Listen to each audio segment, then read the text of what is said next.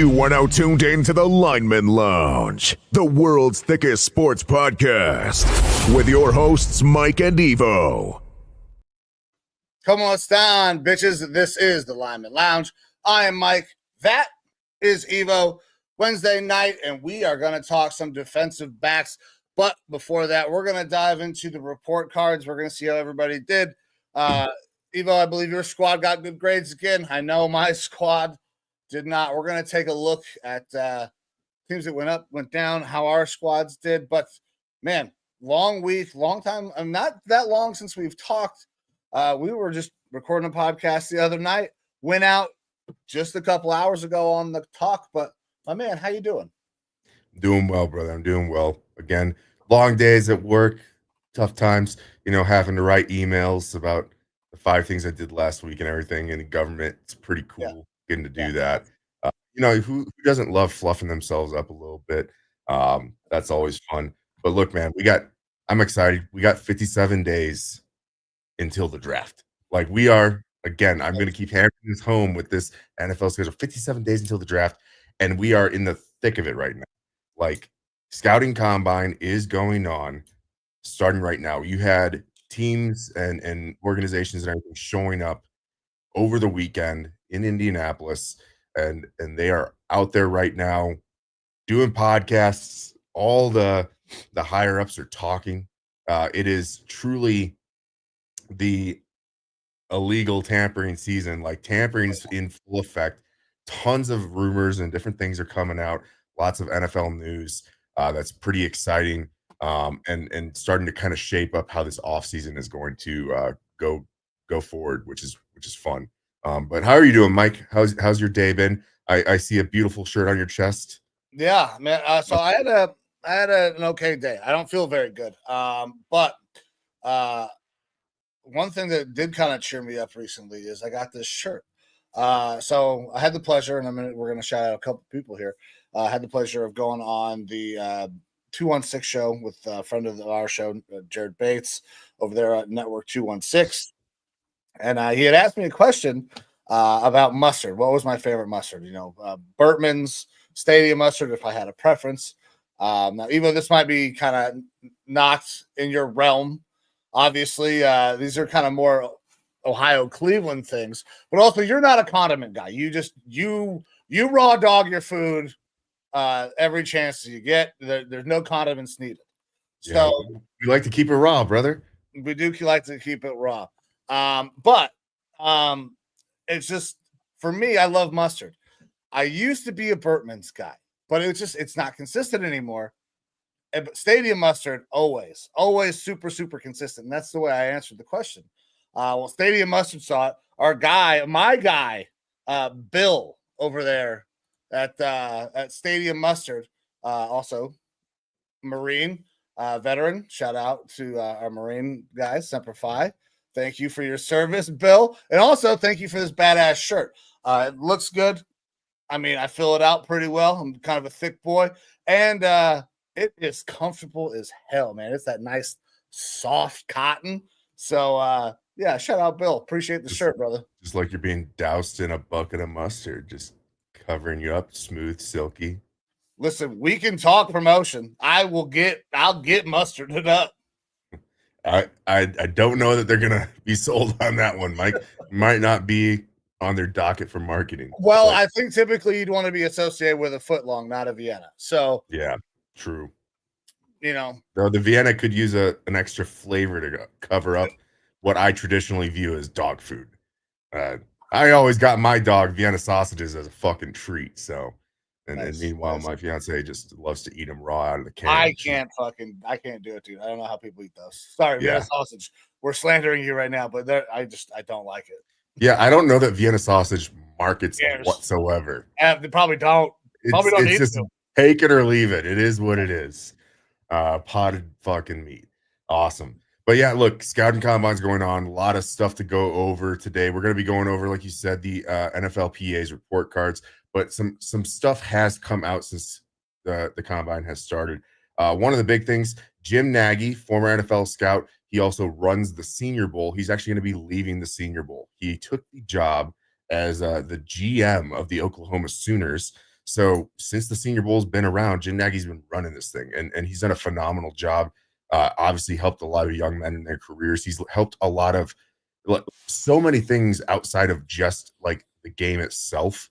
He promotes the players. He's big into like giving these guys opportunities, but also the coaches and whatnot. Like it's been his thing to get the lesser known coaches to go out there and be head coaches and positional coaches on these teams. It's if you're a running back coach on an NFL team, they might have you be the offensive coordinator, or if you're the OC on a team, they might have you be the head coach of a team. Like they're giving lower end coaches, or not necessarily lower end, that's the wrong wording, but like tiered, lesser position coaches on a totem pole.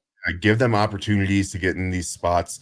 It gives teams opportunities to talk with the players, see what other coaches like their coaching style, so maybe they want to hire this guy in the future. Like it's a wealth of opportunity at the Senior Bowl, and Jim Nagy's been the soul and heart of it. And so it's kind of sad to see him leaving. Don't know who's going to be taking over that yet, but whenever there's change like that, especially at the top of an organization, it could change things quite dramatically. Hopefully it does it for the good. Not that things are going bad at the Senior Bowl, but we always like to see progress in these sorts of situations. So congrats to Jim Nagy and getting that job as the GM over there for the Sooners.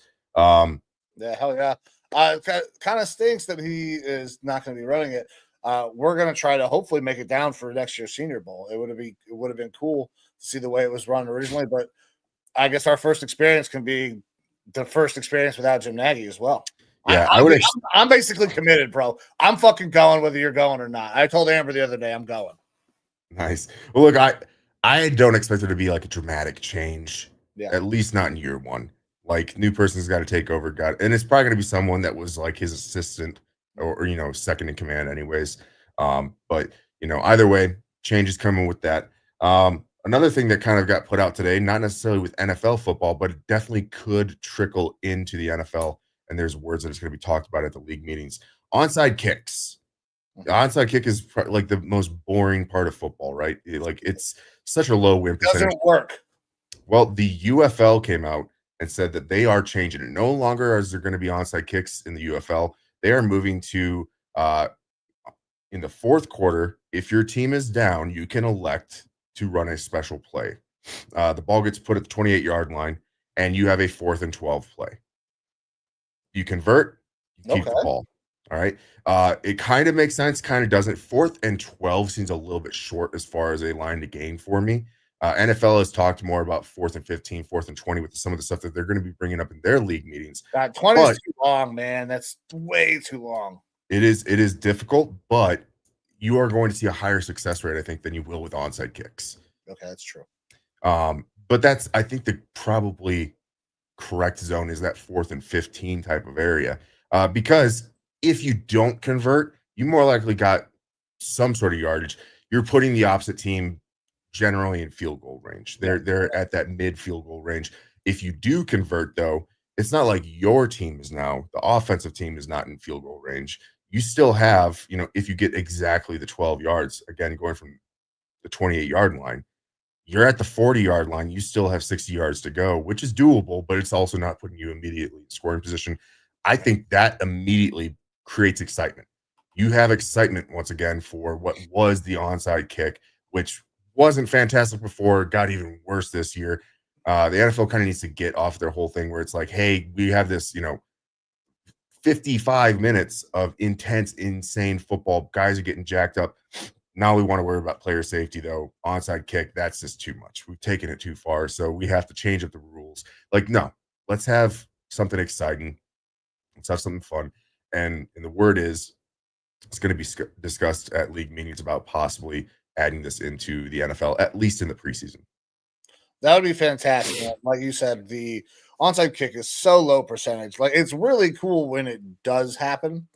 But I guess you have to ask the NFL, what percentage do they deem to be the appropriate amount to allow, to set the parameters, right?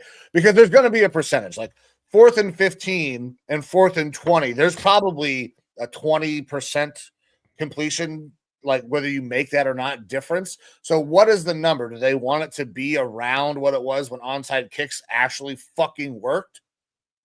because that's kind of how you set the yard. That's how you could set the yardage. Just do the math. There's analytics everywhere inside the NFL. I think it'll be cool. I'll be interested to see how they implement it. Hopefully, they will implement a couple of different things this year, like marking the ball digitally. Well, that is the news. That is Yeah. the news. It's been announced today that an electronic system is going to be used to measure first downs. The chain gang is still going to be on the sidelines as a backup, but through Zebra technology or whatever it's called, the NFL is going to be adopting an electronic system that will be measuring those first downs. So that is announced as of today, getting added into the game for the NFL. So that's a step in the right direction, something that we've been pounding the table for. Let's leverage the technology and the financial capabilities of this league to have a more accurately called game. Right. Yeah, it needed to happen. There's no way that you couldn't do, like, tennis can get it down to like a millimeter or less to figure out if a ball was in or out. NFL can figure out a way to a yard, one of the, like a half a yard, whatever it was. Bills got fucked. But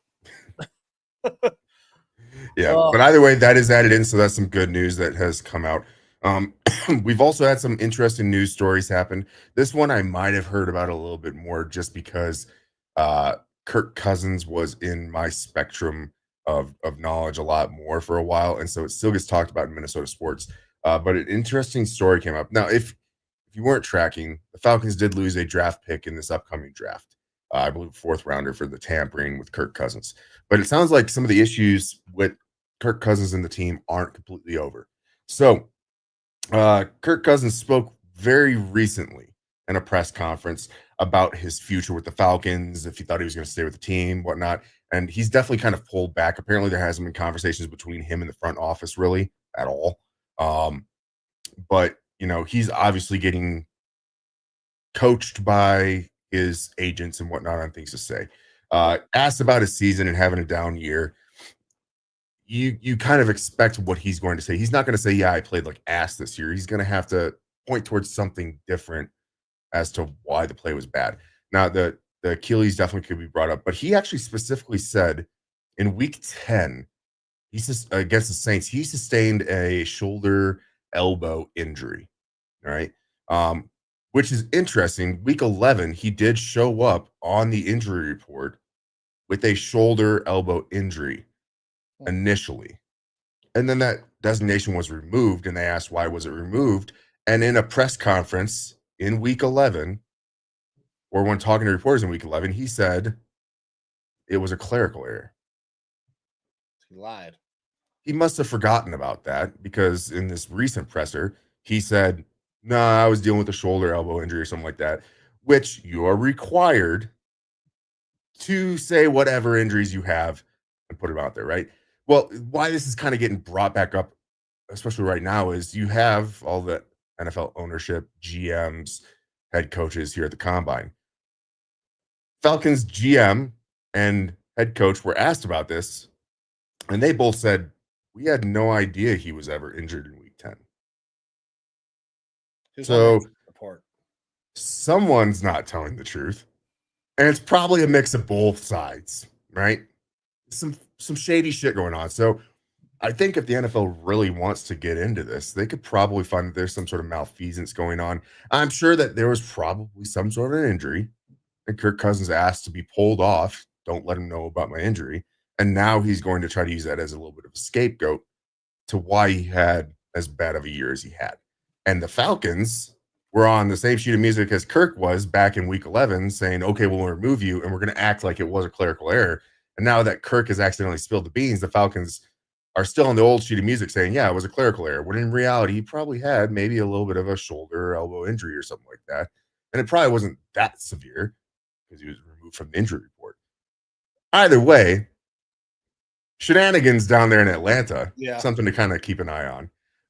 Kirk was on my radar for a while as well. Could still technically be on the radar, even though that they have come out and said that apparently they're planning on keeping Kirk. They're comfortable paying him as to be the backup.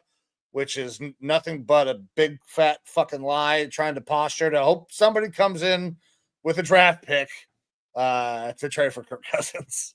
And that's the thing, is that I don't even think that that's really a possibility. If Kirk Cousins is traded prior to the draft, um, the Falcons take on a 60-something million dollar cap hit immediately.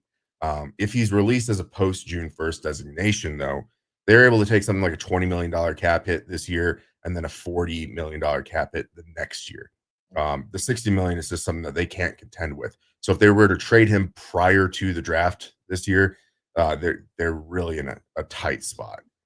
So I don't know that anyone's going to come in with a 7th rounder or anything like that, because it's not worth it for the Falcons at that point, not for the pick compensation and not for their financial books. So that's a tough one. Anything happen post draft to get Kirk moved out of there? It's Again, still the same 20 million though, right? It would be post June 1. Yeah, the trade, and that's the thing. I brought this up before. You can have post June 1st cuts. You cannot have post June 1st trades unless the trade legitimately is executed post June 1st. So teams could absolutely have something penciled in writing and say this is going to happen, but Kirk Cousins will be on that team until he is cut. The only kind of future booking stuff that you can do there is a post June 1st cut, which then makes him immediately available, and just only the money comes off the books. Listen, this is a weaker quarterback class, and we know how the NFL loves their retreads. So I don't think it's outside the realm of possibility that a team doesn't get a quarterback that they like out of this draft, and they say, you know what, fuck it, we can flip Kirk for a 7th, for a 6th, a conditional whatever, and then you make a trade afterward. It gets the Falcons out of fucking harm's way. They can still make the trade, get some compensation back. It will only be the 20 million hit, or they can cut him. It probably doesn't do them any good to cut him right now. So that's why they're saying that they're comfortable keeping him. They're just like, it doesn't do them any good. Everybody knows one way or another, Kirk's probably not on that goddamn team next year. I think I'm at about a 50-50 right now. 50% chance that they cut him as a post June 1st designation. And that really would depend on free agency and how free agency is playing out for them, if they need to worry about those financials or not. Mm-hmm. The other 50% is that they do keep him going into the year through training camp as a backup, with the intent of trading him off to the first team that needs a quarterback, team that gets into camp and says, we got nothing. Like, the guys that we got here are bad. Our quarterback goes down because of XYZ issue and is going to be down for a long time. Like, you can hold on to Kirk for several weeks into the year before having to trade him. And as it happens every year, quarterbacks and other players go down with serious injuries that take them out for the entire year. You saw the Vikings when they lost Teddy Bridgewater. They ended up paying a 1st-round pick for Sam Bradford from the Eagles.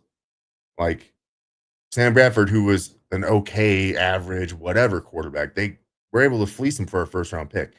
And that sort of situation works out best for the Falcons, because not only are they only taking the smaller of the cap hits from the release, because it would be post June 1st at that point, but they're also getting a heavy amount of compensation in return.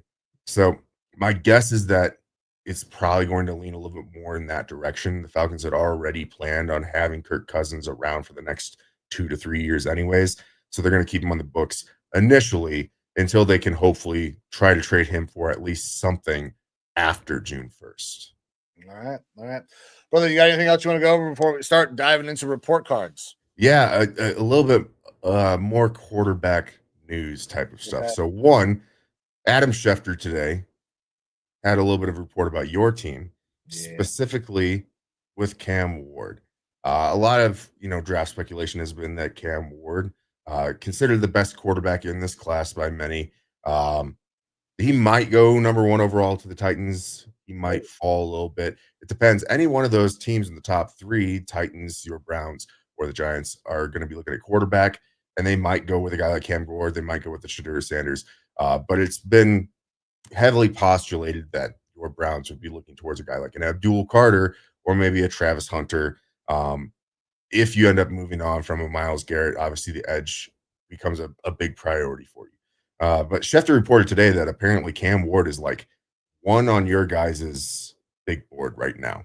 That quarterback is a heavy want, and I'm just kind of curious about your thoughts about that because I think I've made my thoughts public. I don't know that quarterback is the way that you guys should go this year. Like, yes, you need to put someone on the field, and I wouldn't be against a quarterback with the amount of picks that you have. I wouldn't be against a quarterback in a later round, but with the number 2 overall pick, you have a chance of taking a Travis Hunter, of an Abdul Carter, a Mason Graham, even like one of those guys that could be, a bookend for your team for years and years and years to come that could help replace a Myles Garrett.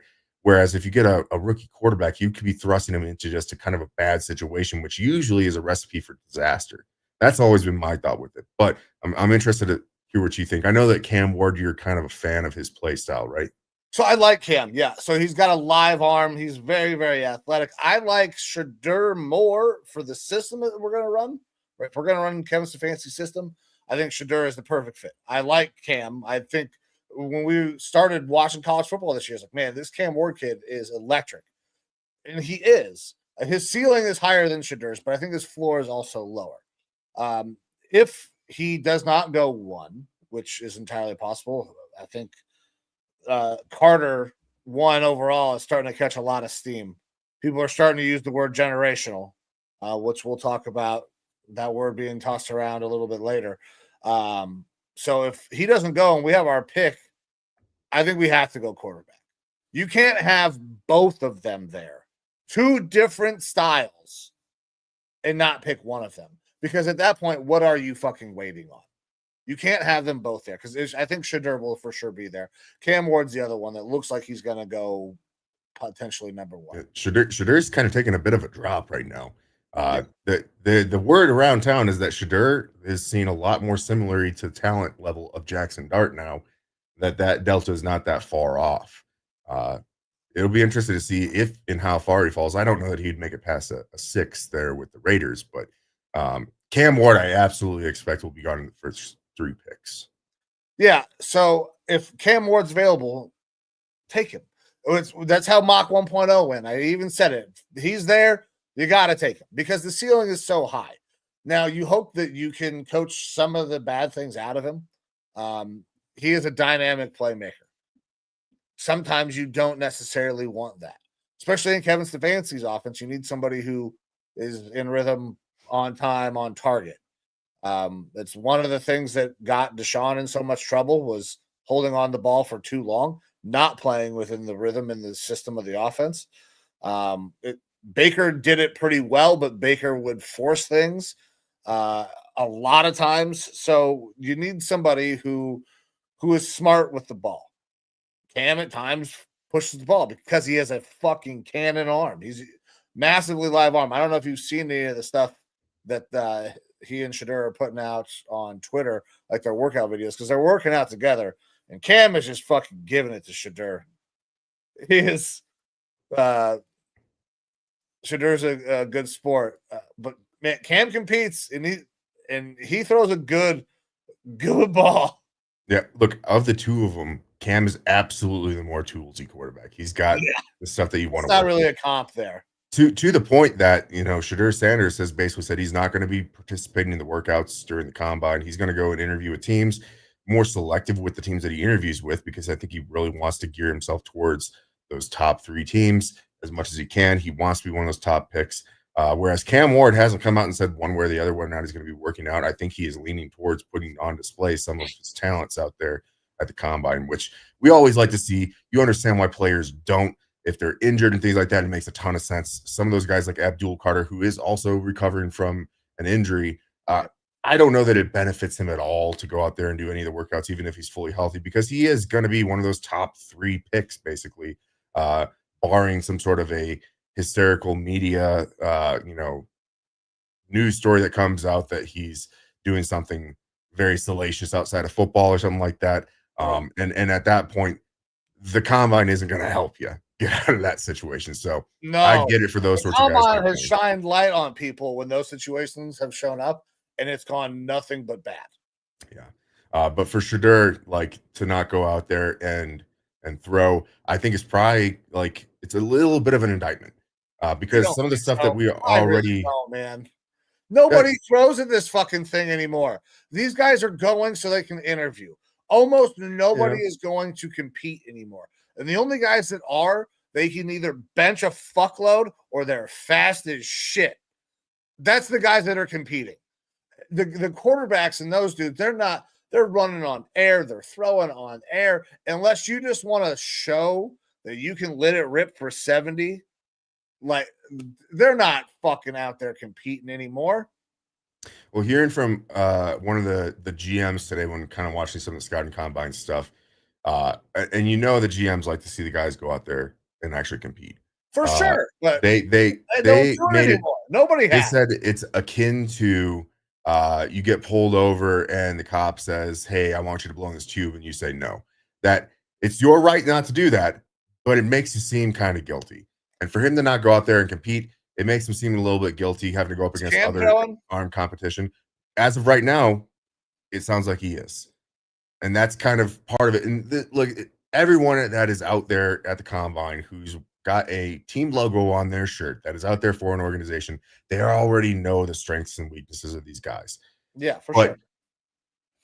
outside of Shooter going out there and having a blow up day like Teddy Bridgewater did, where he didn't wear the glove and then fixed it at later workouts where he did wear a glove. It's famous as pro day. He didn't throw combine. Pro day, he goes, doesn't wear gloves. Terrible, terrible day. And then he does some smaller workouts with the glove back on, looks fantastic. Outside of having a situation like that for Shadur, he's still the second quarterback in this class. That's not changing. It's not going to really change his draft slot if a team wants to take him in the first round. So to me, like, I get it. It's not going to help him, but also it's not going to really hurt him that much to go out there and compete. There's a lot of ways that you can play that narrative around. I get both sides of it. I would like to go see the guys up there, left, right, and compare personally. I would like But to see him throw for sure. some other kind of quarterback news that has come out. We're tracking Matt Stafford, that he's allowed to go out there now and seek potential trade partners and whatnot, as agents can talk to people. The Giants have been one of the major landing spots for him because his brother-in-law was hired on there as an assistant coach, and they obviously need a quarterback. The new one that's kind of popped up today is the Raiders, because apparently Matt Stafford just got done on a skiing trip with old Tom Brady, who, if you don't know, is a owner of the Raiders. It's probably a little bit more of the fact that they're both quarterbacks, both very good at their craft, and probably get along pretty well. But still, that's something to kind of watch because the Raiders could be in the market for a quarterback. Another name that's been popped up for them is Sam Darnold for my Minnesota Vikings, which yesterday kind of broke. Ian Rappaport talked about this, and I know I've talked about this previously. The opportunity for the Vikings to tag and trade. And what was kind of talked about yesterday was that it seems like the Vikings' sole intent outside of the normal, which is paying attention to the players there, their sole intent in the tampering there is to find out what the market is for Sam Darnold, because it sounds like a tag and trade is becoming a very real possibility. Waiting and hoping to get a comp pick, a third round comp pick from Sam Darnold next year is less likely at this point because the Vikings have a lot of cap money, a lot of space to go out there and sign guys, and they're going to negate that Sam Darnold signing really quick. So we get nothing from him. That's why they're going to try to, I think, tag and trade and get whatever they can out of this guy this year. That could be as high as a second round pick. I don't think it's going to go into the first round, but the word around the combine is that most teams aren't viewing those last two games in the same light as a lot of us fans are, which was monumentally bad. A lot of them are saying, hey, on the whole, he was playing a top 5 quarterback level for the year, and then he had offensive line failures, especially up the interior of the offensive line through those games, and goes down. that while he could have made better decisions and things like that with getting rid of the ball and some of the ghost issues, that it was heavily on the composure of that offensive line. Kevin O'Connell said as much in his post-game pressers and pressers right after the game, within the days after the game. So he is kind of seen as the darling free agent quarterback out there for a team that's looking for a guy. And when you have a coach in Las Vegas and Pete Carroll, who just had the same sort of situation with Geno Smith, a retread New York Jets quarterback who had a second coming up there in Seattle, there's connections being made there that Sam Darnold could be a good fit with them, and Chip Kelly as that offensive coordinator. Now, I thought it was a long shot. I would love to do the tag and trade, but I thought it was a long shot up until yesterday, where you started to hear more reports. And that's all that's kind of been pitched around through Vikings media now, is that there's a lot of rumblings. Apparently, the Vikings are out there basically shopping Sam Darnold at this point to see who wants to be in on it. And that they're willing to take the risk of the franchise tag, which again, here early March has to be done. So we can see some movement here with Sam Darnold relatively quick. I think that if you see a franchise tag on Sam Darnold, there's no way the Vikings intend on keeping him on the team. They would only be doing that if there's probably groundwork already laid for Sam Darnold to go to a new team. So I'm going to be excited to watch that. But that's not something that I had predicted. Let me hop in here and toss on a little tinfoil hat action. Oh shit! There you go. Yeah, hold on. Did Stafford get the okay to seek trade because the Rams have intentions on going out and getting a Sam Darnold? That's possible. The report today is that the Rams front office and coaching staff feel comfortable, and this sounds silly as fuck. They feel comfortable with Jimmy Garoppolo being their starting quarterback next season. And if you ask me, this is a team that just made the playoffs. I don't know how you feel comfortable with Jimmy Garoppolo being your starting quarterback and moving on from a Cooper Kupp as well, one of those top options at receiver. Doesn't make sense to me, which makes me think they could have their eye on a guy like a Sam Darnold who, going similar system to similar system. Exactly. It makes a lot of sense there as well. But again, like I said, it's not something that tag and trade, that was my wishful thinking up until yesterday. And I didn't add that wishful thinking into, I'm going to shill myself here, into my complete mock offseason that I put up here on the No Sleeves Network. But by all means, if you guys want to, check out this mock offseason I did for my Minnesota Vikings. It is a 17-minute read, allegedly, if you go through it all. I put work into this over a couple days. Hannah can attest of me sitting in the bed at night while she's trying to go to sleep on the laptop, just putting together data and whatnot and thoughts on everything. But we got every free agent that the Vikings have, what we're going to do with them, free agents that are out there for us to go get. And I take a Gray Zabel with my first pick after trading down a little bit. Just a little bit of fucking little bit of stuff for you to look at there if you want to check out a mock offseason. It's a fun exercise to do, something I've done in the past, but I've never really put out there as full content for the people to see. So by all means, please take a look there on the No Sleeves Network blog page. Yeah, Evo said, let the people know where they can see that at, my man. Yeah, absolutely. So No Sleeves Network, we are part of the No Sleeves Network. The Lineman Lounge is one of the pods that's on there. But the No Sleeves Network, we are veterans who put out different sorts of content on the internet. We've got blogs, we've got video game streams, we've got different YouTube channels, including the talk like you talked about earlier, Mike. We just have our most recent talk video up. You can check this QR code out. It'll take you straight to the website. Otherwise, just Google No Sleeves Network. We're the first thing that pops up. Check us out, see the members, give us some support and some love. We would be very appreciative of that. Absolutely. And while we got everybody in here, might as well pop this up there as well. Guys, if you wouldn't mind, head on over to our YouTube, no matter where you're watching, and like, share, and subscribe.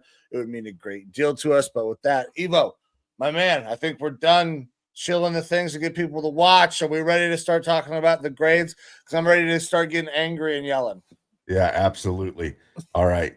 So we've got the NFLPA report card, team report card that comes out every year. I had actually looked at this like 2 days ago, and it was still the 2024 version. I was bummed. And then you texted me this morning while I was flying over sunny Southern Arizona. Yeah. Got up in the 80s today, brother. I think it hit 90s out here as well. So jealous, dude. It sucks out here. But we had the report cards come out, and we wanted to do our treatment like we did last year, go over how all of the teams did. Once again, my Minnesota Vikings did very well. We came out as the second-rated team, made some improvements in some certain areas, which is nice to see. Your Browns Sucked. Our 30th nope. out of 32 teams. That's tough, but not as tough as the Arizona Cardinals, who are 32 out of 32. They dropped from 27th last year, where you heard terrible things about players not being fed and terrible treatment of families and whatnot. That's a rough one there for the Cardinals. But let's go ahead and start looking through some of these things. So treatment of families.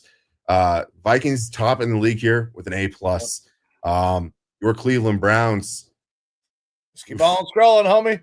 down here, fifth worst, a D plus, and the Bengals worst down here as an F minus. That's a tough look. Any thoughts on treatment of the families? Ohio is for families. No, man, listen, as we go through all of this, I don't have a lot to necessarily say about each specific one. There are a couple of spots that I am going to hit on. Treatment of families, this is too fucking easy. And I'm going to say this as a man who has done some dumb shit. I've grown up and I have been in the military. I understand what it's like to have people and to take care of people who maybe sometimes you don't always agree with. It's your fucking job. Take care of these goddamn people. Take care of their families, because that will help them take care of you. It will create a winning culture. God damn it. It's so easy to take care of your people. Yeah. Look, there's a bunch of things in here that we're going to highlight that are just like you said. It's too easy. The ownership needs to put a bit of money into this, but it's too easy to get yourself rated higher, to do well for your players, for their family. The treatment of families, absolutely one of those. Food and dining area, you can't necessarily create a new building, and that's where it's going to come into some of these things. Yeah. Locker room, training room, things like that. You can only make so good without new facilities, but still you want to see, if you were bad at it last year, you should be seeing an upgrade, because the ownership should be like, okay, let's pump some money into this until we can get ourselves a new facility. Food and dining area, Dolphins here at the top. By the way, they were the #1 team this year. My Vikings are A minus here. I'll take A's all day. Obviously not top of the league. Moving down here, we have your Brownies again here. They look like they're 7th from the bottom here as a C minus. Another one of those things is like, what are we doing? Let's get some good food. Yeah, when I was out there in Cleveland, I was reading through this, and the Browns, not all the players are on nutrition plans, which I think is interesting. That's part of the grading criteria. I don't know why everybody's not on a nutrition plan, or at least having it monitored, tracked. Maybe you have some veteran guys that say they're going to handle it themselves, but that was one of the things that I was reading through this. Is like, man, that feels like if you're working on building the best product, that's something you want to have. That's why you have nutritionists in the fucking building. Yeah, I've watched a lot of Vikings content about their facilities and their staff that they put out every year, and it's like, for the Vikings to be 7th, it still surprises me. It's like, wow, some of these teams must be going all out, because the Vikings, they've got professional chefs in there with full teams cooking every day. The players can go in there any time of day and get something made for them. They've got this bar, this like shake bar, with the team nutritionist and dietitian, that they will make these shakes with all sorts of fucking shit in it. Like, whatever you want. They know what the players want. They have cups made with them with their recipe on it, and they know every day this player comes in around this time, have a shake ready for them. Like that sort of stuff, like that sort of hand and foot treatment. That sounds amazing. And it's like that's just the team pumping money into that situation. Again, the Bengals here at the bottom, another F. And honestly, I think I screwed that up, because next is nutritionist, dietitian, where the Browns get a B minus, but still not everybody's on. I was reading that not everybody's on a meal plan, and it feels like everybody should be on a meal plan. Brown's better here, but I feel like it's still one of those areas. I think they were at like 75. I don't remember what the fucking number was. Yeah, and your Browns here a B minus. That is still a good grade, and that's the thing, is that like the lowest grade here is a C. Again with the fucking Bengals. What the fuck? How they didn't end up last, I don't know. But all these things are actually weighted. You can actually go down further here and see the methodology, how they weight these different things, and their full-on grading scales. But like you brought up players on nutritional, plans and whatnot. You guys are down here with the B minus, so it's not terrible. So my Vikings are kind of middle of the pack here with a B plus. And I think they said that like 83% of players that were on nutrition plans, which is still a pretty high rate, especially for a team that is very veteran heavy. So you talked about those guys might be taking care of their own stuff. They might have been in the league for 8+ years and they know what they want to do for their nutrition. So they don't need a nutritionist to go over it necessarily. You still think that the team would be like, hey, a little more hands-on. Tell us what you're having. We can monitor it. We can help out on the fringes, whatever you need. Locker room here. My Vikings, best locker room, A+, #1 in the league, followed by the Falcons and the Bengals. The Bengals make a big comeback here with an A+. Dolphins also with an A+ there. Well, they had to make up for F- for fucking treatment of families. Yeah. That is the most atrocious grade. Yeah, it's a rough one there. Moving down locker room again. I'll keep going, brother. We're at the bottom. An F- here for your Cleveland Browns. Yeah, our locker room sucks. Our players hate it. It's small. Jimmy needs to build that fucking stadium down there in Brook Park. Yep, and that's going to be part of it is building the new facilities. You can only zhuzh up a room so much. It is what it is to an extent. Arizona Cardinals, again, they were low here last year, which is it's still surprising to me because the Cardinal Stadium, it's not new by any means, but it's one of the more modern stadiums in the NFL. They pulled the fucking grass inside. It wasn't built yesterday, but it also wasn't built like 30, 40 years ago. It's a relatively modern stadium. It's a lot newer than some of these other stadiums. Like the Commander Stadium is an F. That's expected because that stadium's a shithole. Yeah. But fucking the Cardinals have a newer stadium. Like you said, they roll the rug in and out. But you couldn't give them good fucking locker rooms, which leads me to believe that the locker room probably is just outdated or something like that, which is kind of fucking wild. Moving back up here, training room. Dolphins again at the top. Vikings here, the fourth best with an A-. And scrolling down, keep on going. Again, your Cleveland Browns second to last year with a D+. Well, our team has been injured like fuck for the last 2 years, and they're not getting healthy. Our training room maybe sucks. There was one thing I read. There are not enough hot tubs. Jimmy, you're worth fucking billions. What is this? Fucking hot tubs. What is this, Major League? Like where they're having to put the fucking outboard motor into a tub to get some bubbles going or whatever? It's wild. Directly moving into the training staff, Vikings again here, second with an A, and we're going back down to the bottom for worst. So not only do you have the second worst training room, but that's why they're not getting healthy back on the field, guys.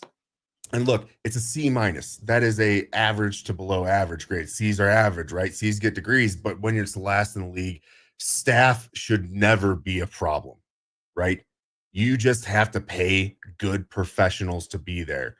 The training room, I don't like hearing the not enough hot tubs, but the staff, you got to be able to do better than that. That's a tough one. All right, weight room. Hey, we did good here. All right, Miami Dolphins again. They're at the top with the Falcons, Chargers, and Raiders. My Minnesota Vikings are a little bit midway down here. This goes into not only the equipment but the space and whatnot of the weight room itself. We beat you. We beat you. You beat me with an A. Yeah, absolutely. And look, TCO training facilities, nice facility the Vikings train at. They'll probably look into this. I don't know if there's any way that you can make that weight room bigger, but they might reorganize it or something like that. Find out exactly. Because look, if I'm the owner, modernity of the equipment as well is one of the key factors when you're looking at the weight room stuff. Yeah, and that TCO performance for the Vikings was just built a couple years ago. I'm sure they have the best of the best in there. They've been priding themselves in that. If I'm an owner of any of these teams, I'm looking at this and I'm going to the players and I'm saying, you don't have to tell me, like, this is not me coming to cut you. What can I do to improve this? Because if I can put money into it to improve it, to get players to want to come play for me, which is also one of the things that I brought into my little mock off season. If you read the narrative to it, Vikings always great and high. It makes players want to come play there, right? Build into the culture. I'm going to my players and saying, how can I fix this? How can I make it better within our means? All right. Bottom of the league here, though, an F for the Patriots and the Cardinals. Terrible weight room, apparently. Yeah. Both those spots. Another interesting F here for the Patriots coming up in a little bit. Strength coaches. All right. Players typically like their coaches, the strength coaches. They get along with these guys. Vikings here at number 2. Dolphins with an A+ there. And then we go down here to your Cleveland Browns there midway through the league at a B+. Hey, Coaches B+ is generally good. like B+. I is had good. B+ on everything, and it was somewhere between 20 and 32nd in the league, but they were B+. I'd be like, okay. I mean, it would be nice to have them better, but You're graded on a curved scale. Great. It's a curved scale for sure. B+ is still doing well. Steelers, though, with a C-, that is kind of an indictment a little bit, I think, there. You got to question why the players aren't getting along with those coaches as much. Moving to the team travel. Dolphins with an A+, Vegas Raiders with an A, my Vikings at 3rd with an A. And moving down. Keep going. Keep going. We got a D here for your Browns. Just pull out the buses, guys. It's like we're in Major League, bro. I don't remember if it was your Browns or not, but I know one of these teams that was down here towards the bottom, the players were complaining with team travel because they were not given Wi-Fi on the planes, which seems like a pretty fucking easy thing to do. And it seems like a kind of important thing. Don't you want them like on their iPads and shit? You want them. You would want them to be able to relax. You want them to be able to study. You want them to have communication with their family, which probably ties into the treatment of family. Like all these things, modern amenities. Like you're talking about professional athletes, the top of their level. Multi-billion-dollar organization. Every single one of these. Absolutely. Absolutely. That's a rough look. Especially rough look there for those Buffalo Bills who are an F-. Patriots also an F here as well. Eagles, Super Bowl champion Eagles, they have apparently terrible fucking travel, which is interesting as well. Head coaching, Washington Commanders. They're happy there. They're happy for sure. Know what? I would be as well after what they went through this year. Yeah. And look, there's a lot of A+ here. The Falcons, my Vikings, the Chiefs, Lions, and Dolphins. Dolphins players really liking their head coach out there. And then the Cardinals make, another one of those comebacks. Apparently they really like Gannon, which is surprising because Gannon was not generally viewed as a guy liked by the players too much originally. But things are going decent there. Moving down, though. Keep fucking going. We got to see. It's passing, but it's not great for your Cleveland Browns here. Okay, listen. The Bears right there are a C. You know who else is who is tied to that mostly?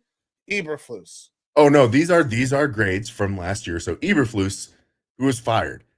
Doug Peterson for Jacksonville Jaguars fired. Right above you guys.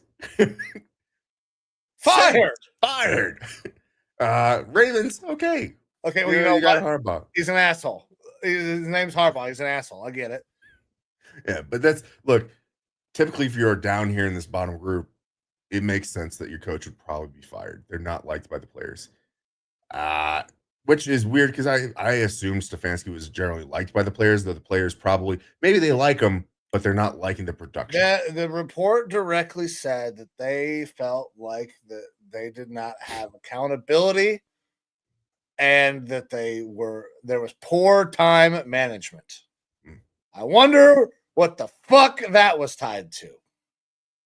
Yeah. If he just coached the whole team, it probably would have gone in a better direction for him. But I have no remorse. I think Kevin Stefanski should be fired. I'm going to echo it again.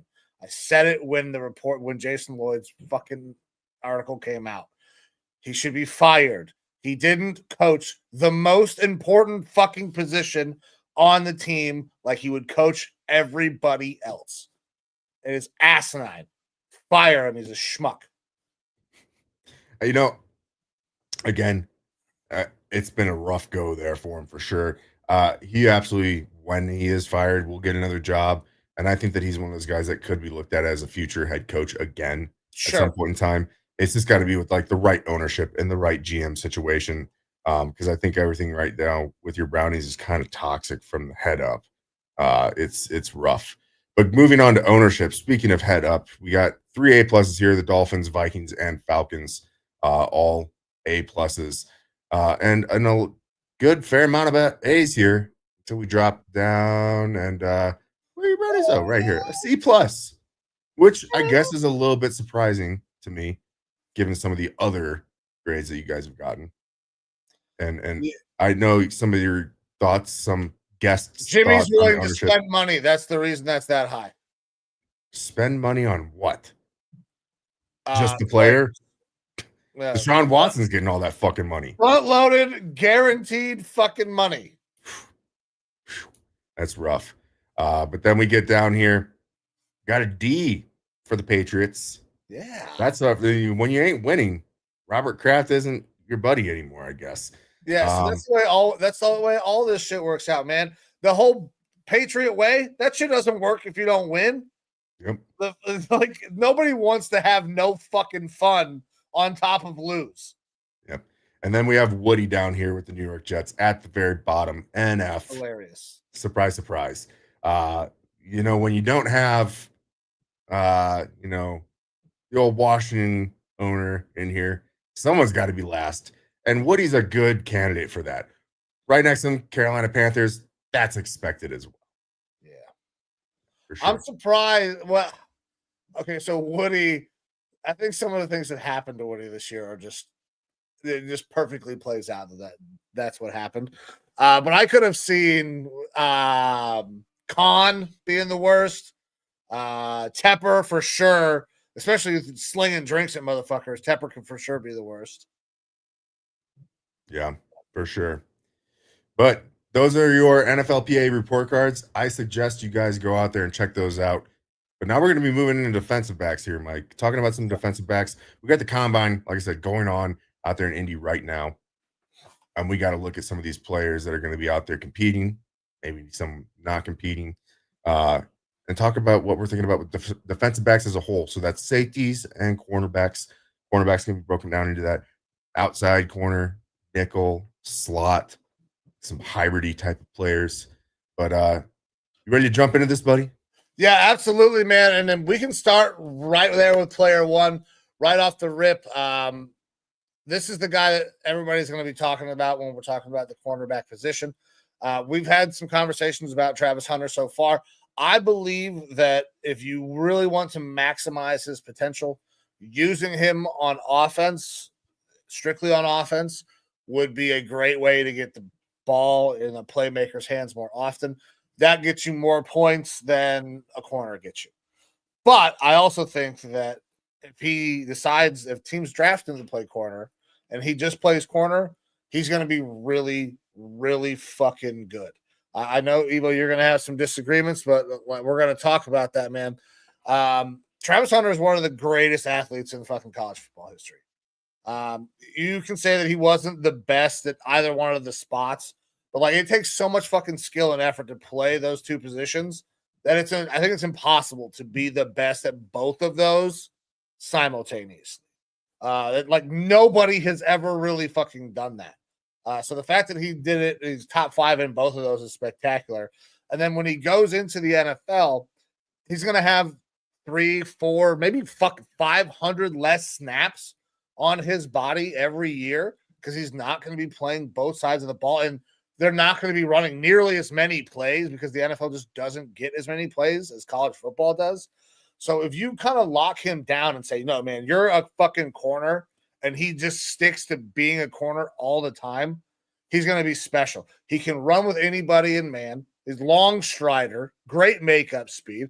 If he has his eyes in the backfield, he will go out there and make a play on the ball because he knows what the fuck concepts you're running. And then if it comes to a jump ball, I don't know if there's a better jump ball winner in college or in the NFL right now than Travis Hunter. Like, he is a supreme athlete. That's the way I see him. I think he's going to be a stud. I know you like him as a player. You're not as high as I am, though. Yeah, that's the word generational talent gets thrown around a lot. And what is a generational talent? I look at a generation as roughly 10 to 15 years in the NFL, and so a guy would have to be like the best of the best at what he does within that time frame. If you're looking at two-way players, then that's probably the case. But I think that while this is going to sound disparaging, I think that he is overhyped. I think that he is still absolutely a top 10, probably a top 5 player in this draft class. Generational talent, I think that's a stretch for me right now at this point. I think that he is not necessarily the best wide receiver in this class. He's close. It's closer. I don't think that he's necessarily the best cornerback in this class. Again, it's close, but I don't know. And it's because he wasn't primarily one or the other. And so there's more room to grow at both those spots. And if anyone can grow and be the best at those, it's probably a Travis Hunter. His IQ is off the fucking charts. He's a 4.0 GPA guy all through college. He's a student of the game, extremely good football IQ.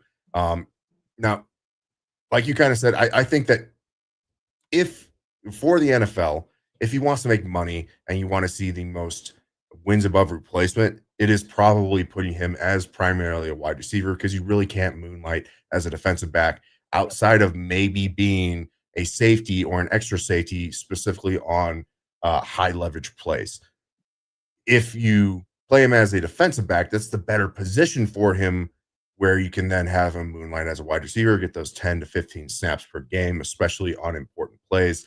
And as a defensive back, I don't think that there's anyone in this class who has better ball skills, because he's also a wide receiver, a very, very productive wide receiver. When he's back there playing defensive back, it is a different type of play than we've seen from a lot of defensive backs when it comes to ball skill. He's not just like reading the quarterback's eyes and the receiver's movements. It's almost like he knows a script because he is an offensive player and he's got such a good football IQ. Now, he's a little bit lean. You said that you like him in man. I don't really like him manned up. I think that he is much better zone. He can play man coverage. I know people worry that he can't play man. He can play man coverage. He is agile enough. I think because are there some limits? Maybe, because his legs are so long. But he is a long enough strider that if he does get behind, he has excellent makeup speed, man. That's what I was gonna say. He's not twitchy. He's smooth. He's agile. Got good hips, and he's got solid speed. I think that if the ball's in front of him, he's a great, fantastic defensive back, and you normally have more of the guy that you're going up against in front of you in the zone. That's where his best fit is. That's not to say he can't play man. I think the more production that you're going to get is from a zone, right? Which that scheme versatility is going to be nice to you. That's one of the biggest things with Travis Hunter is you're getting just tons of versatility.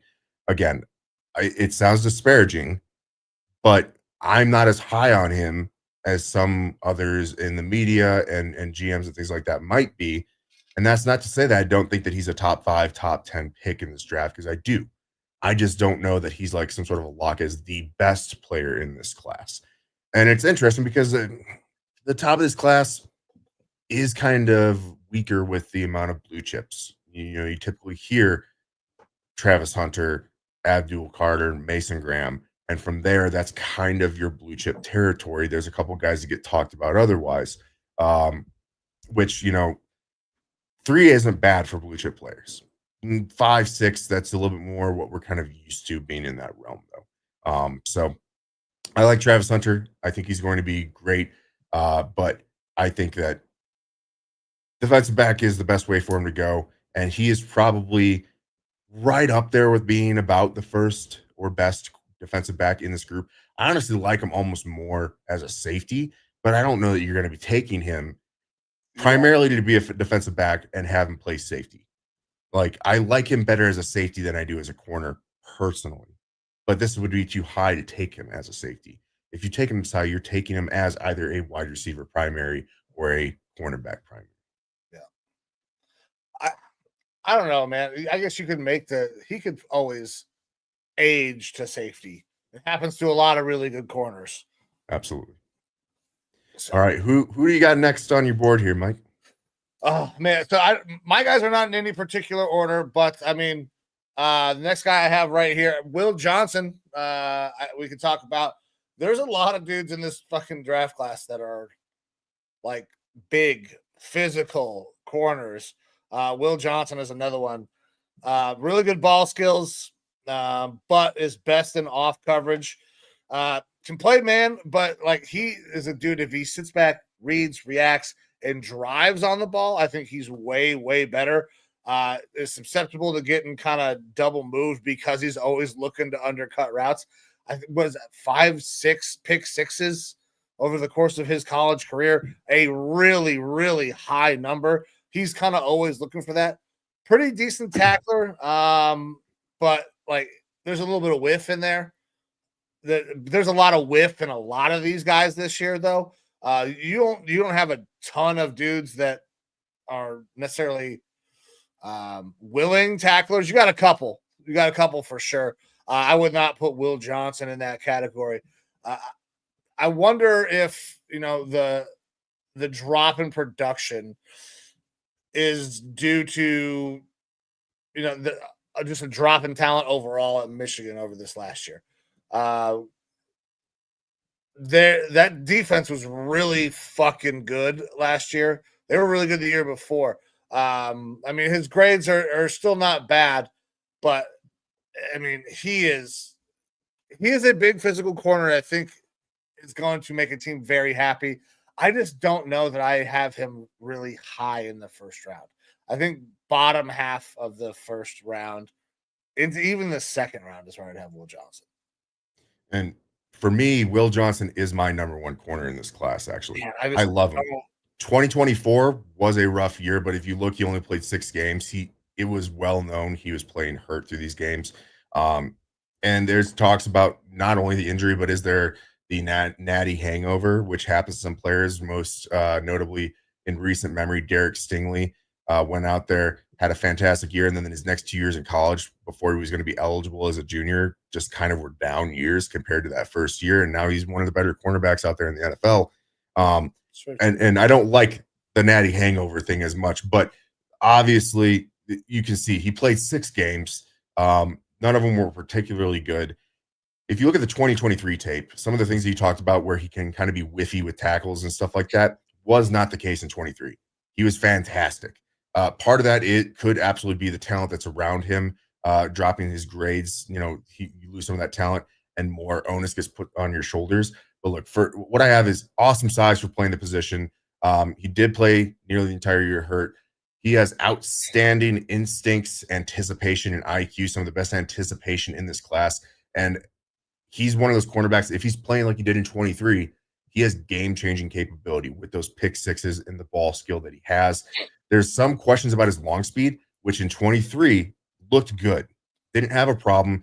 If a receiver ended up getting shoulder to shoulder with him, that long speed wasn't a problem. This year, again, small sample size and injured, it was a problem.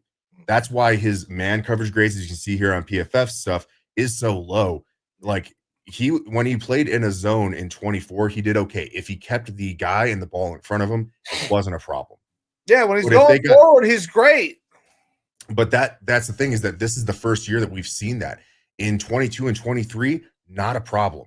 Like he was able to long speed keep up with everybody. I think that the medicals and the combine, which he's going to compete in the combine here, they're going to make a big difference on whether or not those injuries are actually kind of indicative of what happened. If he goes out there and runs a 4.4 or a 4.3 possibly, then I think that that's kind of wipes out some of the stuff that happened in 23 with these injuries. He has amazing hips, agility, and fluidity.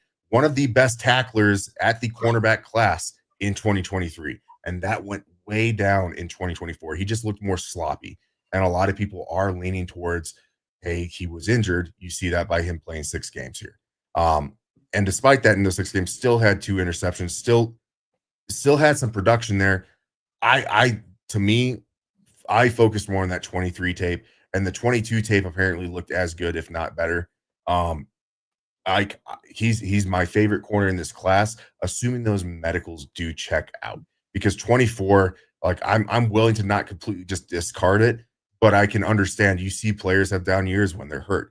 And that seems to be kind of the tail of the tape with him a little bit more. And he is, again, I said like 3-ish blue chip players. He's close to a blue chip type player for me based on just the 23 tape. If he had been able to come out 23, it would have been Like he would have been one of those top guys taken, I think. And so it sucks that he had that kind of injury laden year. That down there. I was looking at the stats here. It looks like he only has 2 pick sixes. That's, man, as I was going through, it felt like he had so many more. Long returns, though. A lot of jumps, fucking short routes. Great ball skills. Like I said, game-changing capability, because turnovers are big. But if you're able to get points off that turnover, yeah, it's game-changing. All right.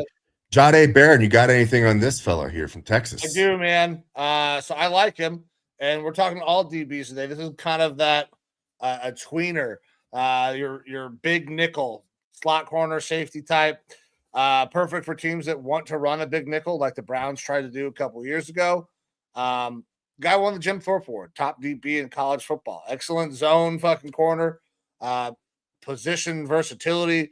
Can play outside, but I would prefer to have him inside box or in the slots. Willing and able tackler. I was just talking about most of these guys are not tacklers. Jahdae Barron will come up and fucking tackle. He's got no problem going up, and he's one of the smaller corners in this draft that's going to be looked at high. Has been able to make big things happen when he gets the ball in his hands as well. And he's got pretty damn good ball skills. I mean, 5 picks this year, great number. He's also got a couple of pick sixes as well to his name. I love this kid. He's not going to fit every team, no. You're going to have to run the right type of scheme for him to fit. I don't know if I would call him quite like a Tyrann Mathieu. Tyrann Mathieu was better in man coverage coming out than I think a Jahdae Barron is. But like very, very similar skilled types, I think. So I love Jahdae Barron, man. I think I have him higher than I got Will Johnson. Okay. The Jahdae Barron, I think because of the injury with Will Johnson, there's a lot of people who have Jahdae Barron as like their number 2 or number 3 corner in this class, and it's kind of back and forth with him and Will Johnson, and I get it. Jahdae Barron, I've been hot and cold on in certain instances. I'm back on the hot train with him. I do really like his game a lot. You kind of brought up him being a slot, and I put him tepidly in my slot conversation because according to PFF here, you're talking about a guy who's 5'11", 200 pounds. That's not necessarily that small. It'll be interesting to see what he actually measures in at the combine. I think it was more like 5'10" 3/4, which, it's not the 6 foot plus height that you kind of want from a boundary corner, but he has an interesting kind of history with him. So he only moved to play outside corner this year. Last year he played in the slot, and before that he was playing in the slot and at safety. So he has a lot of positional versatility. When he was moved into the slot this year, if you look at his PFF scores, like he had the best year that he's had playing as a boundary corner this year. And a lot of that is that he is extremely smart, super high football IQ. Like he is able to read those quarterbacks, fantastic ball skills, lots of turnovers, very good at forcing incompletions, like high motor going up against the run despite his size. He is twitchy, not the greatest long speed or recovery speed, which is why I kind of like that slot role for him, because you are talking more about quickness and that twitchiness and whatnot. But that being said, he can play that boundary corner. I think he'll be okay. Definitely better in a zone coverage system, not a press man type of guy. He will get kind of pushed around in press man. So what you talked about, he's not for every team. You could devote him purely to a slot, but realistically, you want him in more of that zone style team. In a zone coverage somewhere around the middle of your fucking defense. Absolutely. But that's not to say that he can't play as a boundary corner. You sure, see Jahdae Barron. The ability, yes, but I don't think that's his best spot at the next level. Yeah, in mocks right now, you see Jahdae go somewhere between pick 20 and pick 36 usually. 36 is kind of an outlier. But you see him go somewhere in that range, though he has been creeping up a little bit more higher than pick 20-ish area into the teens. So this is a guy that, again, like you said, Jim Thorpe Award, best defensive back in college football. There's a reason for that. Like he had himself a really damn fine year. Yeah. Good player, man. Good damn player. All righty. Any thoughts of any of these other names up on the board? Trey Amos, So I got to write up on Trey Trevon. Amos. I got to write up on Siobhan Rivell. All right, let's get into it. Which one do you want to talk about here? Let's go into Trey Amos, actually. All righty. Trey Amos out of Ole Miss. This is, I believe, his first year playing for Ole Miss. Was it with Alabama before that? Kind of stacked behind. But what are your thoughts on Amos here? Before that, so this guy's played a shitload of football. 5 years in college, was a Senior Bowl invite, but had to withdraw due to an injury. Had his best season this last year. Physical corner, really good in press man. Has the ability to stay with receivers and has pretty good instincts in zone. Really good at tracking the ball down the field and doesn't give up a ton of big plays. But once again, this is a guy that does not tackle a lot. He has played so much football that he knows a lot of what the fuck is going on. He spent 3 years at Louisiana before he transfers to go to Alabama. So he goes from a small school, proves he can make it at Alabama, and then transfers again when his coach goes to take the job there and balls out. Like, I love this kid's story. I think that maybe the fact that he's a little older might scare, but he's only 22. He has a lot of snaps under his belt because he's played so much. But he is only 22 years old. I like this kid a lot. I don't think you're looking at him early in the draft, second, third round. I mean, I think the combine is going to really depend on like how he shakes out, depending on what his times are and things like that. I think this kid's a stud, though, man.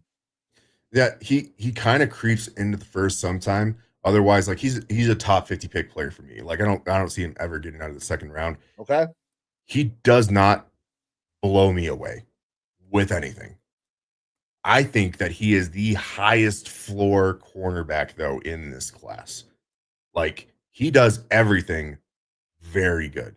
He is the most scheme independent cornerback in this class as well. He is good in zone. He is good in man. He doesn't do anything spectacular.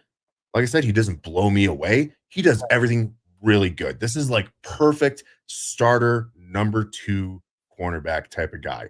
Like, you have a Sauce Gardner with the Jets, and you put Trey Amos in there as the number 2. He's the new DJ Reed because they're looking at probably moving on from him. Mm-hmm. And you have, again, one of the better tandems of cornerbacks in the NFL because he fits that number 2 role well. He doesn't have to be the guy that follows the number 1 wide receiver on the field. But also, if he has to go up against the number 1 wide receiver, you're not feeling bad about it. He does everything great. Just not like the best. He doesn't have like elite speed, elite tackling, doesn't have any of that. Like I said, super high floor. Obviously, he played at a huge program in Alabama, and he was behind 2 guys who were drafted extremely high last year, Kool-Aid McKinstry, and I forget the other name, but for Alabama, that's why he wasn't like one of the top 2 guys, and he still had decent playing time there. He just has limited starting experience. He has a lot of experience, but limited starting until he came here to Ole Miss, and he really fucking did a great job. Good athlete. Again, does everything well. Checks all the size boxes that you want for an outside corner. Extreme high floor and very scheme versatile. That's why I don't think I don't see him dropping out of the top 50 because he is almost one of those feel good plug and play type of guys where you're going to get immediate good production out of him. And part of that is the age. All right. I mean, I like him. I think he will be a very good player. But we'll move off of him. We move on to Siobhan Rivell. I know note on him. He has a video out now, name pronunciation here. Because I've heard it every which way, and I've been saying it wrong forever. But he actually came out and said it is Savone Rivell. Savone Rivell. All right. Yes, Savone Rivell. So the SH, there ain't no SH knows. It's Savone Rivell. Savone Rivell. All right. Interesting. I will probably fuck that up in about 10 minutes. Sure. Yeah. Okay. So getting into this kid, it's another one of the corners in this draft. He is so damn long, like super long arms, 6'3", fast. This is like this is what the NFL wants now. They want these 6'1", 6'2", 6'3", long, lean corners. But this guy is coming off an ACL injury and could miss some time in his rookie year, depending on how recovery is going. He can play man, he can play zone, probably best suited in zone, just because his length just eats up so much goddamn space. Did play against weaker competition, though, and he was on a bad team. Now, that did make him kind of pop off when you do see East Carolina out there, because he was pretty much one of their best players when he was out there. Obviously, didn't play a ton this year because of the injury, but I think that this kid, if he comes back healthy, is going to be a really solid contributor. Multiple plays made on special teams in terms of blocked kicks. He is a willing tackler. As long as everything comes back medical-wise good, this is a guy that we have seen mocked up into the first round as well. Right there in that 20 to 50 range as well for me. Yeah, that's the biggest concern with him right now, I think, is the ACL. Outside of the ACL stuff, your concerns. He played at a little bit lower level competition. He doesn't have a ton of experience at that level at ECU. He started off because of academic concerns at the JUCO level before having his 2 years at ECU, and obviously one of them this year cut short because of that ACL tear. But he is maybe the most physically gifted cornerback in this class, next to the guy that we're going to talk about next, and Darian Porter. Like, extreme physical freak, crazy speed. It'll suck if we aren't able to see him run a 40-yard dash. But because he's playing at that lower level of competition, and because he had those extreme physical traits, he's raw because of that. He doesn't have the coaching. Like, it is insane, the recovery speed that he has. Like, he will get beat, and this guy's way behind him, and somehow he's able to get back, and he'll blow past the receiver. Like, recover too much almost. He doesn't have great technique, but the physical tools are all there. The size that you want is all there. His ball skills, outstanding. It's just, you have a very moldable freak athlete here who's coming off of an ACL tear. If it wasn't for that ACL tear, I fully expected he's a first-round guy just based off the physical traits and the production that he did have at ECU. So that's, again, he's that guy that's fringe first round, more than likely earlier in the second round, as long as those medicals check out, which, again, you missed 3 games. I expect that the medical stuff will be ready to go by training camp at the latest. Yeah. All right. Next up here, Darian Porter. You said you got some notes on this fellow, right? Not on Darian Porter. I do not have anything on Darian. Do you have stuff on Darian? I do. So another physical freak, great size, speed guy. Look at this, 6'4", 200 pounds, but age 24 years old. All right. The thing with Darian Porter that's weird, or kind of his background story, is he's played in college 6 years, all with Iowa State. He started off as a wide receiver, or at least was listed as a wide receiver, but only played on special teams. Like, he didn't have wide receiver snaps. And then he has this 1 year starting experience at the end of his career as a defensive back, and he just put it all together. Was like outstanding in this last year as a starter. I'm pretty sure he was a team captain for like 4 of the years that he was there as well. High motor, high character guy. When he was playing wide receiver / special teams, he had 4 blocked punts and a blocked field goal. So you're seeing some production there if you think that he's a lower level player. But again, he is kind of one of those freak athlete guys. Not a great run defender. Tackling questions because he has a lack of strength despite that good size and speed. But a lot of it is poor technique. And like, he doesn't have a ton of time at defensive back, especially not as a starter where he's getting a lot of focus. But he was, I believe, the fastest tracked speed guy at the Senior Bowl or the Shrine Bowl. I can't remember which. I think it was the Senior Bowl, like 22 miles an hour, which equates to 4.3 or sub 4.3 speed. He was the fastest or second fastest in the last 7 years as far as tracked speed, which is pretty fucking awesome. but like he's raw. Again, he's raw. He is older. And this combine could be huge for him. If he goes to the combine and accident or absolutely shows out, which he looks like he's going to have the athletic skill to absolutely show out, he could be a big riser. I don't expect him to get in the first round, but he is definitely like second round type of fringe area as a guy who's raw with just incredible athletic traits. The downside is he just not good against the run. You can see that by his run defense grade up here.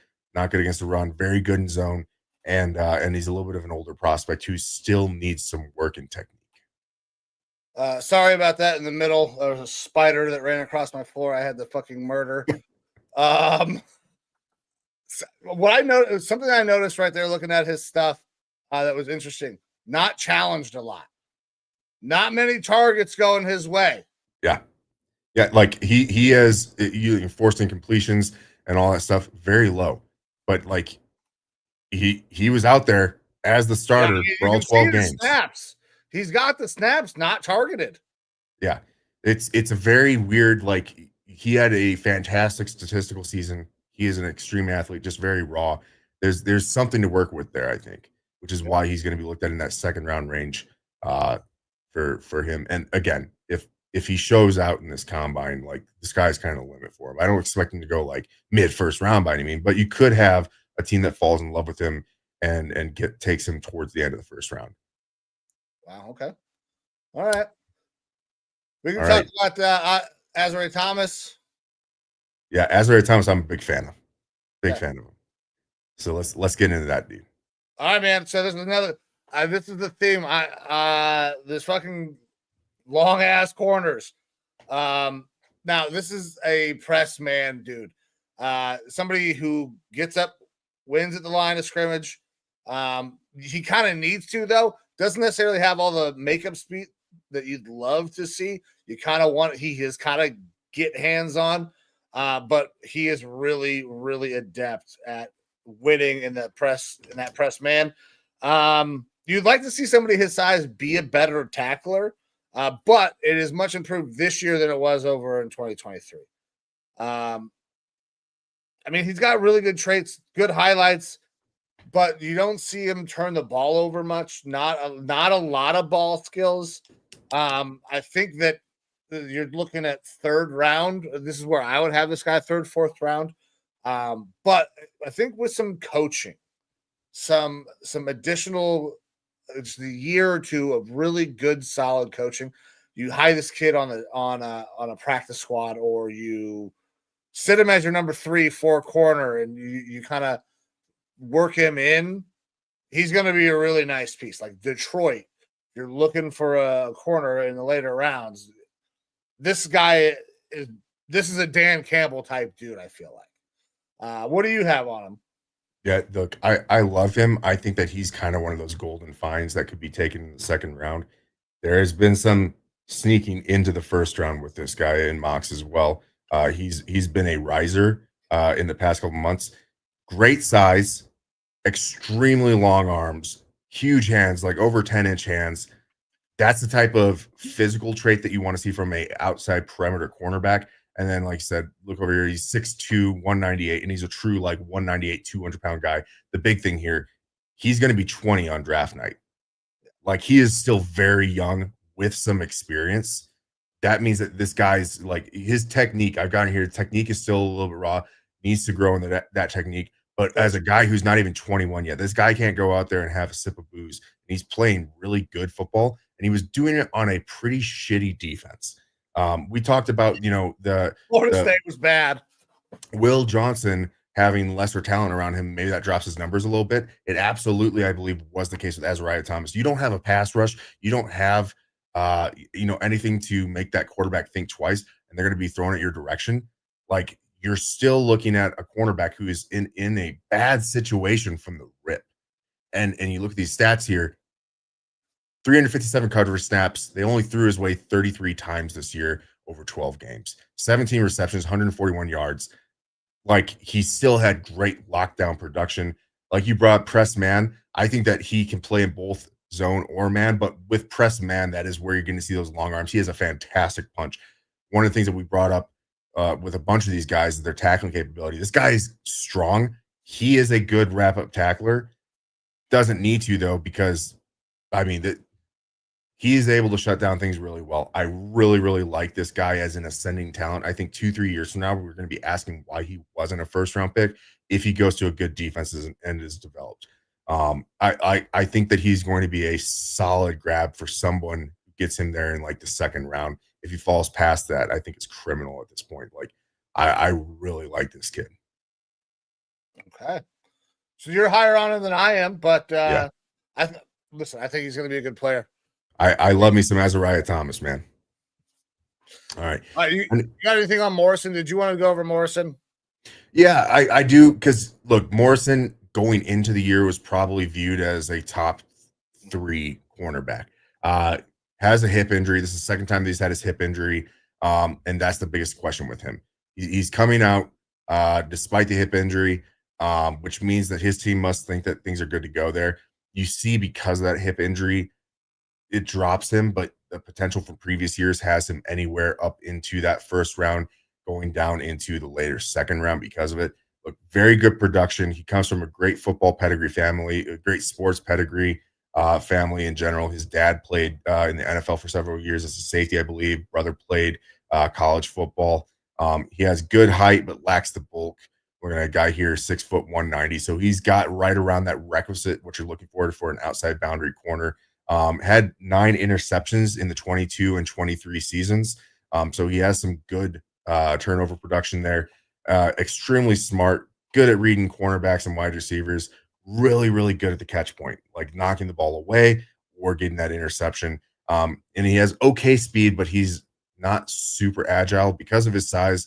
He actually looks like less than a 190 to me personally. If you get him bumping there with the receiver, he's kind of falling over. Doesn't have the most fantastic balance with it, and because of that, that can kind of knock him off in a press situation. So I prefer him in a zone over man coverage. But it's a tough spot here because of that hip injury. You worry that this could be a reoccurring thing since it's the second time that it's happened. If it wasn't for the hip injury, I think they would probably be in that first round conversation. Good production, and it's a limited year for him this year again. So there was a lot of questions leading up to declaration days of, was he going to come out or was he going to stay at school? Decided to come out, so I would have to believe that hip is all right. I mean, it's the labrum in his hip, I believe, right? Yeah. What they said. So he's messed that thing up a couple times. I worry a little bit for him that listen, yes, go to the draft. Somebody's going to draft him. Somebody's going to pay him, get paid. That hip injury has bothered him really, really badly. Listen, he is a very good corner. Has shown excellent production, like you said, for a couple of years. But that hip is in a bad, bad spot. Like, they had to work on him to try to get him ready to play, all basically for the game that he was even able to play. So I hope he gets healthy. That's all I'm going to say. Yep. And look, because of the injury, someone could get a golden find there in like the second round, or if for some reason he falls because of that injury and bad medicals further. If he gets healthy, you could have a really good prospect there. Maxwell Harrison, you got anything on him out of I do not. All right. So I got a little bit on Harrison. There's back and forth. Some analysts have him as a top 50 prospect. I think that he's a little bit outside of that top 50 for me. He's definitely top 100 though. Outside corner, a little bit lean guy. Not a great tackler, but again, 6'1", 186. That's where that lean kind of comes into play here. Not great production skills according to the PFF grades and everything, but he's a guy that is a number 3 style corner. I don't want him on the field 100% of the time as a starter. He might develop into something, but he's limited with his strength. Part of that is because of that lean size. He's an okay wrap-up tackler, but he's still going to get kind of pulled by running backs, wide receivers, things like that. He is a zone corner because of overall speed concerns and gets a little bit grabby at times. But I think that he's a solid prospect, a third-round type of guy. He's going to get drafted and be out there on the field relatively soon. He's just not someone that you want to be in one of your number 1 or 2 starter spots on the outside just yet. Decent prospect, though. You got anything on any of these other guys coming up or any other cornerbacks in general? No, my other guys, I got written write-ups for all safeties. Alrighty. I got a couple more cornerbacks I'm going to go over here. One that I'm really into. So Zy Alexander, a little bit further down here. Not to say Kobe Bryant is decent. I'm not as high on Mello Dotson. Zy Alexander, I want to bring up here from LSU. This is a guy who I'm a fan of, probably more of a fourth, fifth round guy. Really good size for an outside cornerback, long arms, big hands as well. He is fantastic in zone, but lacks a lot in man coverage. He tore his ACL in 2023 after 8 games as a starter, and he was with smaller schools prior to that. He does need refinement. His top speed is not very fast, but his footwork is not too great, so needs to figure that out. But he had really, really good ball production, 14 career interceptions in college.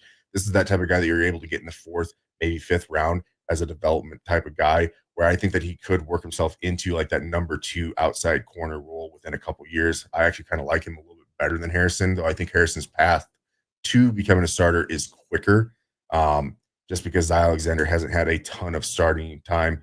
Another guy to bring up here, Quincy Riley is going to kind of be a name to watch here to see how he performs at the combine. He's another, I think he was the 10th fastest at the Senior Bowl, tracked by that Zebra Tech. Really good speed, was a track star in high school. He has just okay size for the outside, shorter than you would really want, but he plays bigger for it. He had another one of these guys that had a down 2024, but a really good 2023. He is twitchy, a lot of burst, really, really good ball skills. Not a press man guy because of that size. You're looking at 195 here, and he is shorter than 6 foot. He is 5'11", 5'10" type height. He moves like he should be a slot cornerback, but he's going to get bullied if he's there down in the slot in the nickel. Just because you are going to be having a lot more contact, and he's with the size, it's a struggle. And he's not fantastic against the run, but this is a guy that could have a very good combine day. And if he has a good combine day, he had a pretty decent time at the Senior Bowl as well. Expect him to be rising. A guy that I see like that 4th to 6th round player. Who else do I got here? Oh yeah, guy who's criminally low rated in Jacob Parrish. Might be my favorite slot cornerback in this group.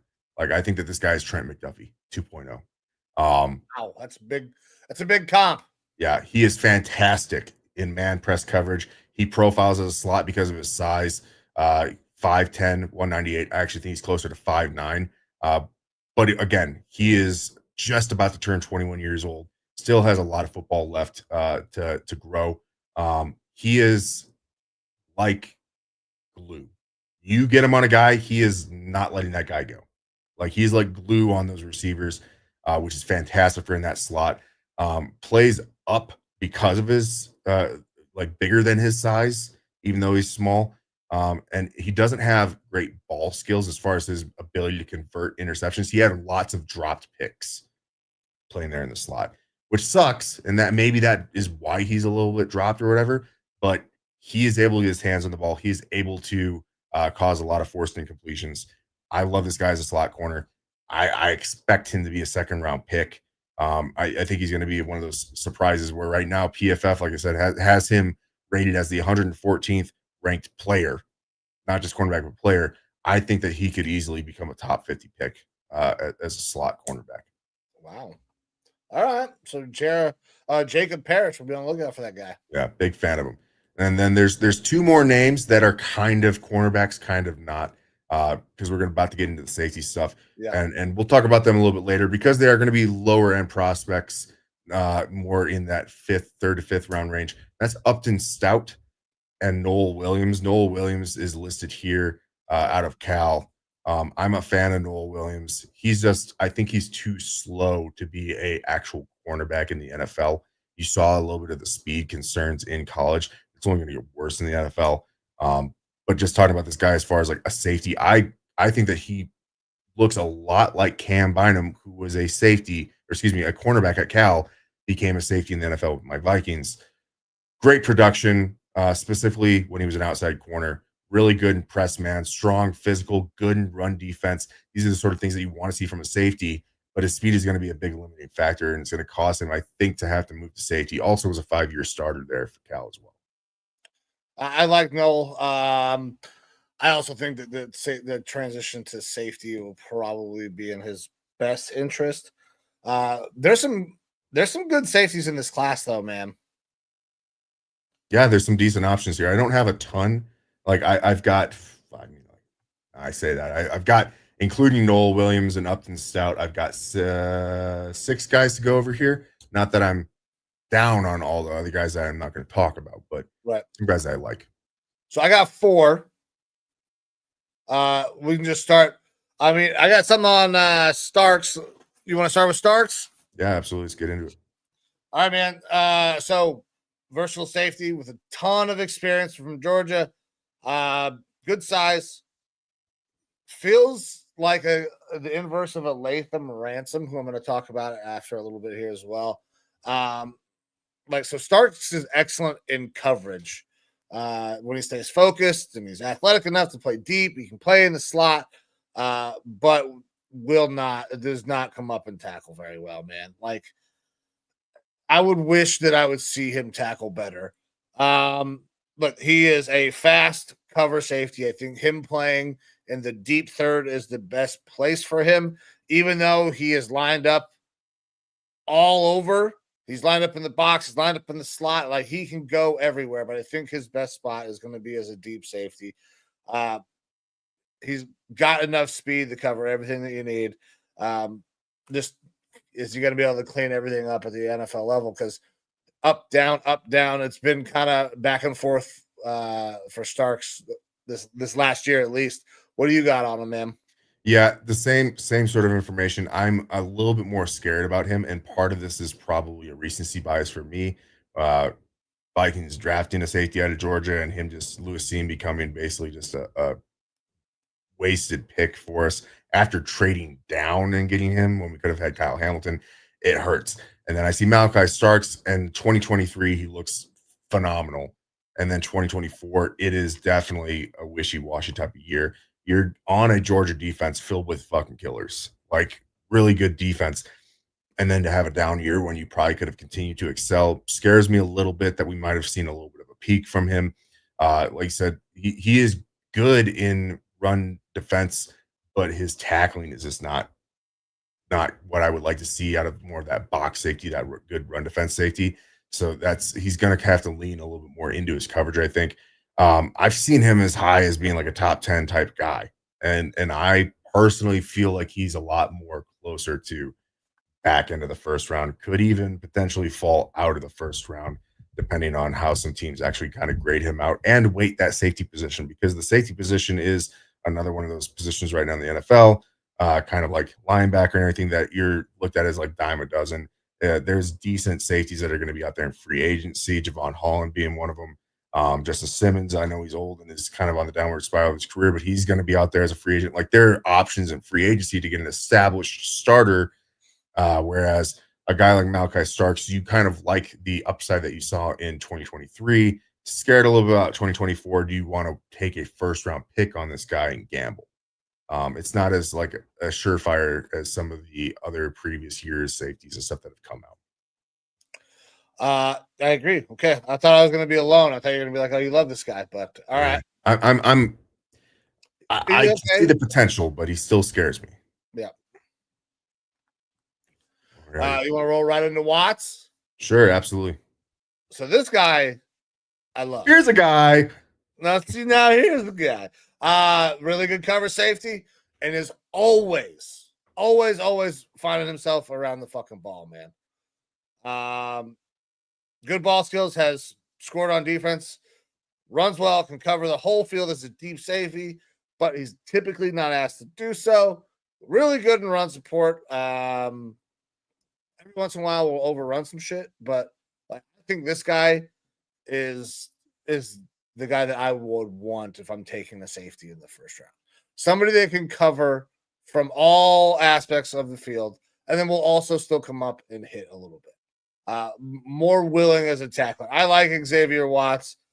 For me, he's probably my number one, just because the production, even though Nick Eamon-Wari with his physical traits is starting to really be an interesting prospect.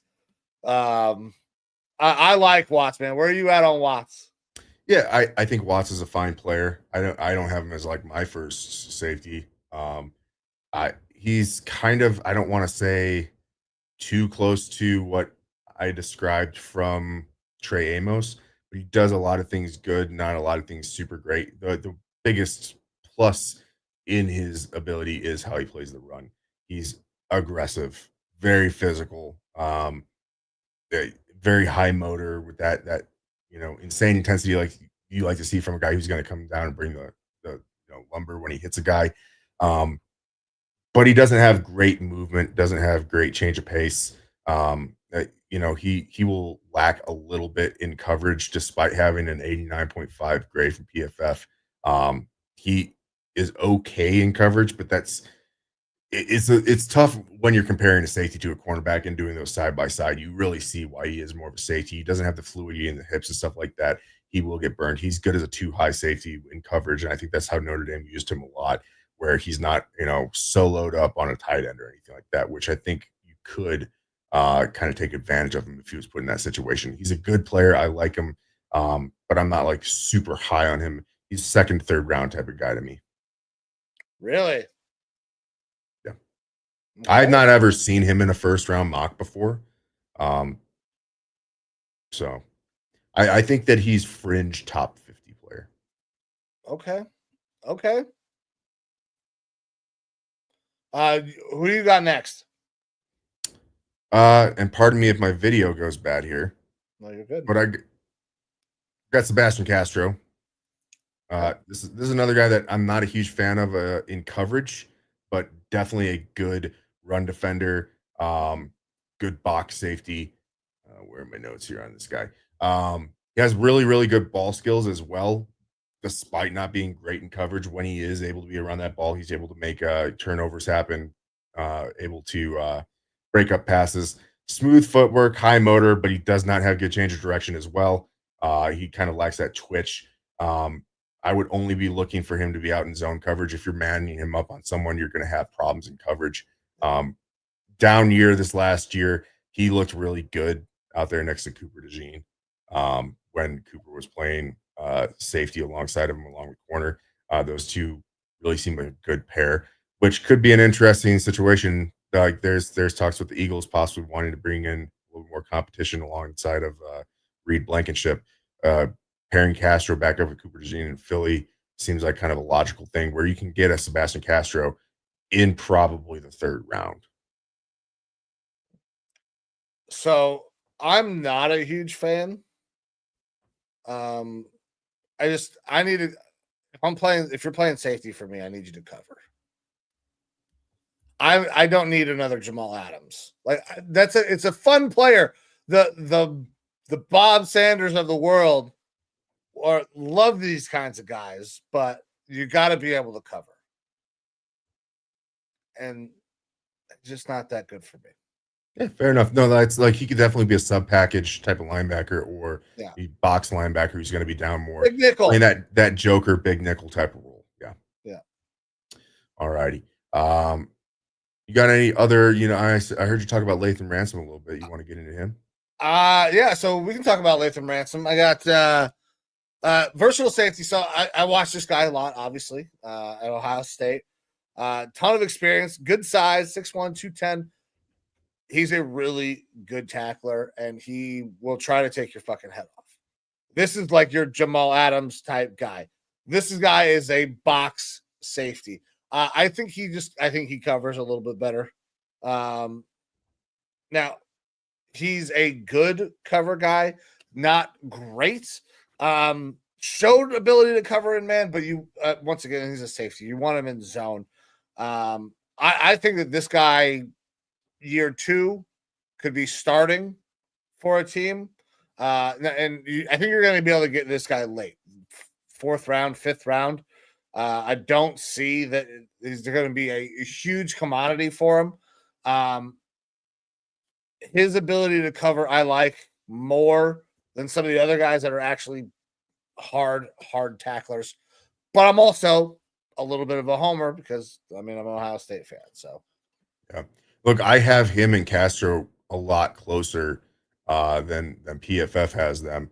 Ransom is probably got a little bit of an edge. I think that, like you kind of said, he's a better coverage guy than what the PFF grades kind of bear out to be. But he is uh, kind of fucking scary when it comes to how physically imposing he can be as a run defender. Loves to get his nose in the run game, so that's fun to watch. A guy who, yeah, probably get him fourth round or later. all right. And then the only other guy I got, we could talk. Or did you want to go over into Latham Ransom some more? No, that's kind of what I got on Lathan Ransom. Okay. And then we could talk about Nick Eamon. That's the last guy that I got. I'm interested, rather than me lead this off, I want to hear what you think about this guy. I have seen him mocked all the way up into the first round. We can see that PFF has him way down here, out of the top 100 players.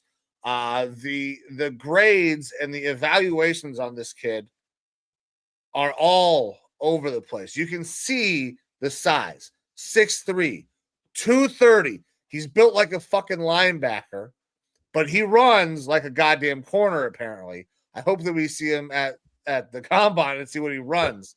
No, he's gonna blow the combine up. Like he's one of those Bruce Feldman freaks list type of guys.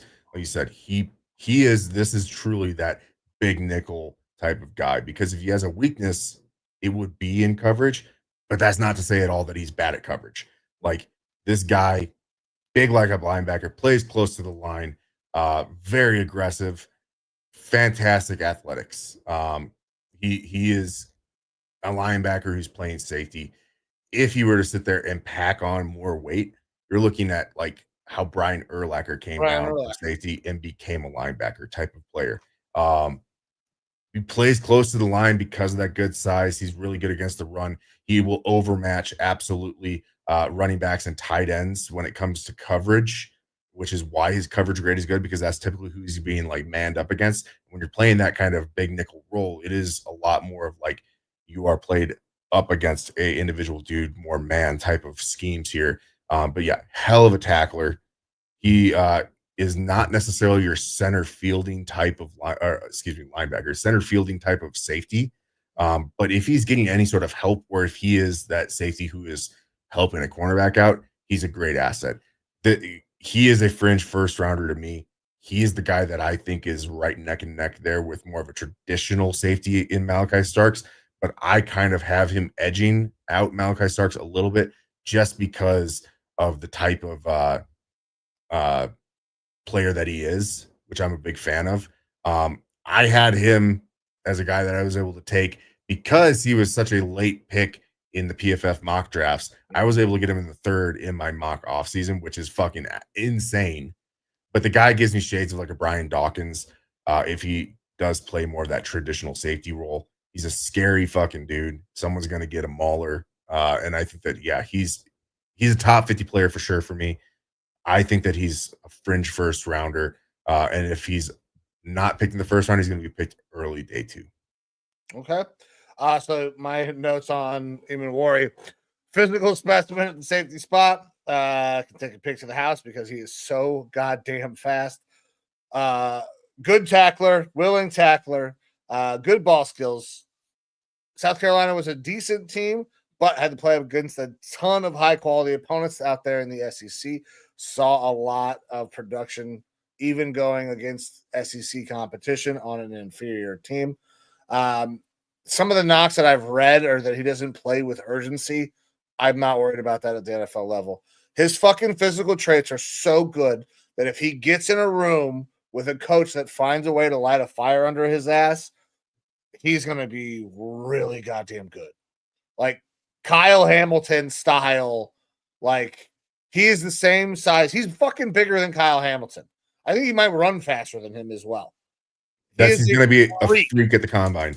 This guy's going to be running 4.4 or faster. It's going to be a special combine for him. That's really going to rocket him upwards. I think that this PFF rank right now is I would say criminal. I just don't think they've updated it yet because this guy is getting talked more and more about being a first round guy. and being taken over a Malachi Starks by a lot of pundits out there. That look, if I really had to pinpoint things that aren't great with him, I think that he is still raw. Like he needs more coaching. When you'll see sometimes pre-snap where he almost has a little bit of a confusion look, like he needs more tutelage. The NFL will get him that. That's why if you are able to get him a little bit later into the second round and you don't have to start him right away, that's awesome. He's a great sub package, big joker type of guy. Uh, but you give him a year or two with good tutelage under his belt, understanding the defense, I think he's going to fit in really well. He immediately becomes a starter. But like I'm a big fan of Nick Emmanwari. Yeah, the kid is he is gonna make himself a lot of money over this next week. Mm-hmm. And you said that was your last guy that you had to go over here? That was my last safety. All right. So I got two more to go over here. One I already kind of alluded to in Upton Stout, who he is. I've got him kind of in my hybrid rating because he played cornerback for most of college. We'll get into him here in a little bit. But Andrew Makuba is another guy here that I really like as more of your traditional kind of free safety. Makuba is way better in coverage than he is in run defense. Really good ball skills and knack for breaking on the ball. He's built like a cornerback, which is why he has some struggles against the run and with tackling. But if you're looking for that center fielder type of safety, free safety type, he's one of the better guys out there. Big fan of him as kind of that coverage safety guy. And this is something that you're going to be getting in the fourth, fifth round that I think within a couple years will be a starter for you as a free safety. Weird outlier game there against old Colorado State. Yeah, for sure. And I guess Ohio State's really fucking good. Yeah. It was a rough playoff there for that game in Texas. But Makuba, big fan of him. Obviously, great PFF grades for this year. And then we'll go down here to Upton Stout. Again, this guy most places is listed as a corner. He played a lot of corner, as you can see, throughout college. He split a lot more in this last year here with Western Kentucky. Played a lot out of this slot. And the big thing with him is his size. 5'9", true 5'9" guy, 182, redshirt junior. He's small, but he is, you can see, he puts up pretty damn good grades. Stuff I got here for him: speedy, athletic, not long speed, but twitched up style corner. Aggressive, has little man syndrome. Big receivers will bully him, which is why he fits best in kind of that nickel cornerback role. Or as a safety, I think that he's got good ball skills as a safety, and I think he could transition to safety because of that aggressiveness. And despite that aggressiveness, his frame, that small frame, does show up when he's trying to pop a guy and tackle him. Like if he tries to bring the lumber, he's going to give it his 100% effort. It's not going to result in a pop, though. Like he just doesn't have the size to really lay the lumber. But he's a guy who I really love his tenacity and his aggressiveness. And he's that guy that can fit in as a third corner, or not third corner, excuse me, as a third safety sub package type of safety who's going to come down and play a little bit more nickel style role. Okay. All right. A little Upton Stout action. Yes, sir. All right. Anyone else that you want to go over out of this group? No, brother. I am good. I have all my guys that we hit all of my dudes. Oh God. All righty. Oh. Cool. Well, I got everyone there as well. A little bit of a longer show here, but it's awesome to get to go through two positions here, one major position group. And it's important, I think, because, again, we have the scouting combine going on right now. These guys are going to be competing here very quick. We want to get these names out to you so that way you can say, hey, I remember Lineman Lounge Boys talked about Nick Emmanwari. This guy's going to be a freak. Oh, shit, he just ran a fucking 4.3 as a 6'3 safety. Like, guy's going to be a stud. Yeah, man. With combine going on right now, important that we get these guys out. Next week, we're going to be looking at wide receivers. We still got to figure out what date we're doing that. Possibly a guest coming on to join us for that as well.